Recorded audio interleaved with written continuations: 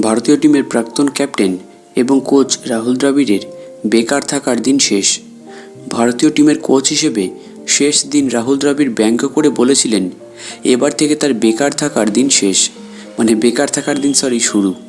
দ্রাবিড়ের কোচিংয়ে গত মাসে টি-20 বিশ্বকাপের শিরোপা জিতেছিল টিম ইন্ডিয়া। 2013 সালের পর ভারত আবার আইসিসি ট্রফি জিততে সফল হয়েছিল। এরপর ভারতীয় টিমের কোচিংয়ের পদ থেকেও সরে দাঁড়ান দ্রাবিড়। তার মেয়াদ শেষ হয়ে গেছে। দ্রাবিড়ের জায়গায় ভারতের নতুন কোচ হয়েছেন গৌতম গম্ভীর। দ্রাবিড় একই দেশে কোচ হিসেবে টি-20 বিশ্বকাপ জিতেছেন, যেখানে তিনি ক্যাপ্টেন হিসেবে ওয়ানডে বিশ্বকাপের প্রথম রাউন্ড থেকে বাদ পড়েছিলেন। 2007 সালে তিনি ভারতীয় টিমের ক্যাপ্টেন ছিলেন। সেই সময় তিনি সফলতা পাননি।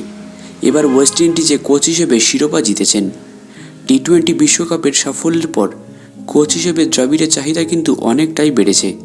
মনে করা হচ্ছে আইপিএলে কামব্যাক করতে চলেছেন তিনি।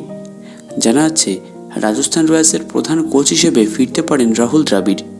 দীর্ঘদিন ধরে এই টিমের সঙ্গে ক্যাপ্টেন হিসেবে যুক্ত ছিলেন তিনি। এরপর টিমের মেন্টর ছিলেন দ্রাবিড়। জানা যাচ্ছে রাজস্থান রয়্যালস এবং দ্রাবিড়ের মধ্যে আলোচনা চলছে। শীঘ্রই এই বিষয়ে একটি ঘোষণা করা হতে পারে টিমের তরফ থেকে।